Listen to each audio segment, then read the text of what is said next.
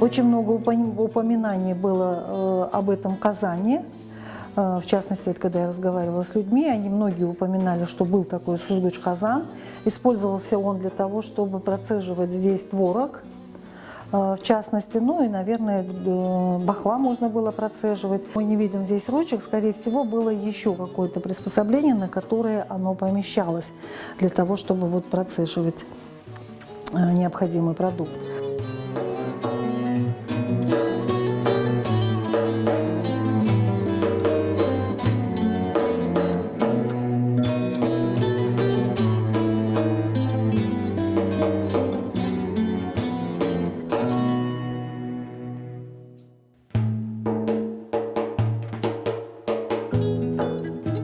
Как и любая крымско-татарская посуда, она всегда была покрыта определенным растительным орнаментом. И этот казан не является исключением. Здесь тоже мы видим растительный орнамент.